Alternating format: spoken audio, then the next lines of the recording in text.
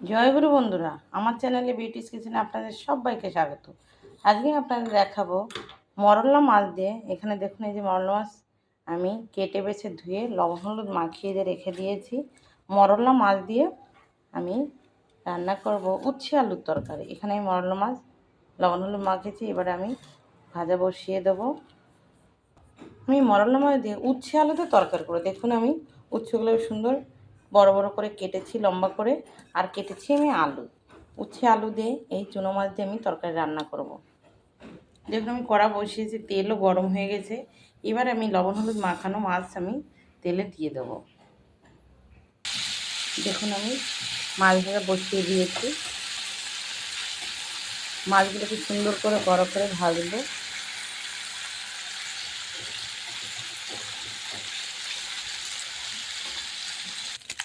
দেখুন আমার চুনো মাছ ভাজা হয়ে গেছে, এবার আমি নামিয়ে নেব। আমি কড়া বসিয়েছি, কড়াতে তেল দিয়ে দিয়েছি। এবার আমি ধুয়ে রাখা, এই যে কেটে বেছে ধুয়ে রাখা উচ্ছে আলুটাকে একটু ভাজা করব। আগে আমি আলু দেব। এটা কিন্তু আমি ফোড়ন দেবো, এক ফোড়নে বসাবো না। আগে আমি আলুগুলোকে একটু ভেজে নেব, যেহেতু আলুগুলো সহজে গলতে চায় না। তারপরে আমি উচ্ছেটা দেবো। আলু একটু লবণ হলুদ দিয়ে নেড়ে চেড়ে দিয়ে দেবো লবণ হলুদ, দিয়ে দেবো লবণ,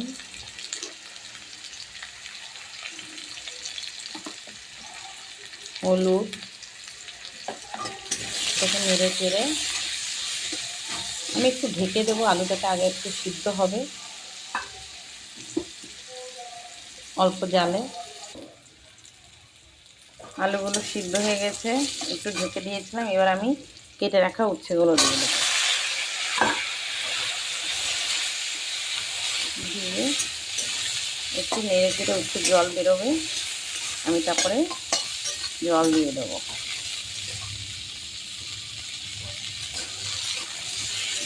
একটু নেড়ে চেড়ে নিতে হবে। এবার আমি জল দিয়ে দেবো।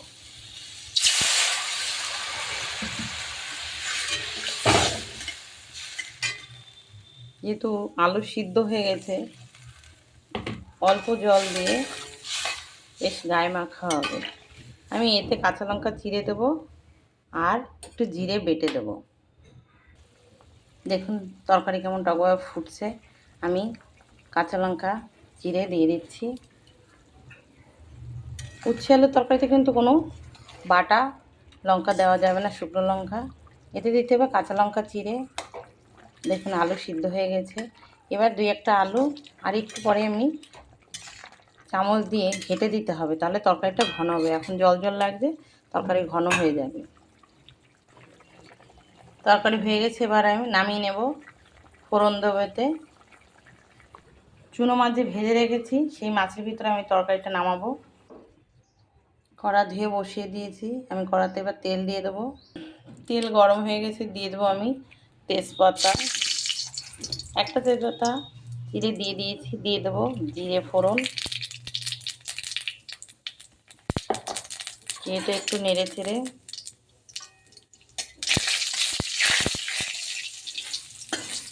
একটু জিরেটা যে লাল হবে, আমি তরকারিটা ঢেলে দেবো। যেটা একটু না পুড়লে বাড়ি তরকারির স্বাদ হয় না খেতে। আর আপনারা কিন্তু এই গরমকালে উচ্ছে আলুর তরকারি অতি অবশ্যই খাবে।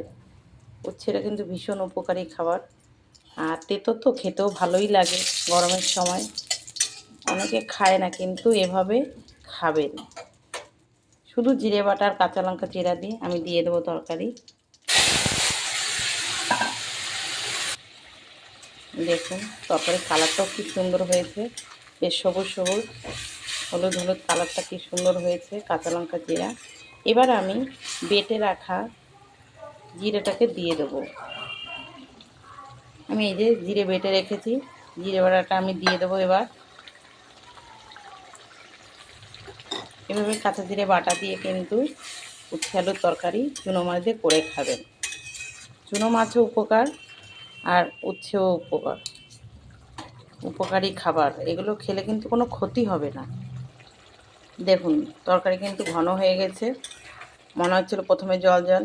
আলু এভাবে আমি চামচ দিয়ে আলু এভাবে ঘেঁটে দেবেন। এভাবে ঘেঁটে দিলে তরকারি কিন্তু ঘন হয়ে যাবে। এই যে এভাবে দেখুন, পুরো তরকারি ঘন হয়ে গেছে। এবার আমি এই তরকারি নামিয়ে নেব। জিরে বাটা আর কাঁচা লঙ্কা চিরা দিয়ে তরকারি করে এভাবে খেয়ে দেখবেন। যেমন দেখতে কালারটা হয়, খেতেও কিন্তু খুবই সুন্দর লাগে, খেতে ভীষণ ভালো স্বাদ। তো আমি নামিয়ে নিচ্ছি। দেখুন উচ্ছে আলুর তরকারি কত সুন্দর হয়েছে। এবার আপনারা কিন্তু অতি অবশ্যই উচ্ছে আলুর তরকারি করে খেয়ে দেখবেন চুনো মাছ দিয়ে। তো আমার এই রেসিপিটা যদি ভালো লেগে থাকে তাহলে please please please like share comment করতে কিন্তু ভুল করবেন না। সাবস্ক্রাইবটা করে দেবেন। জয় গুরু।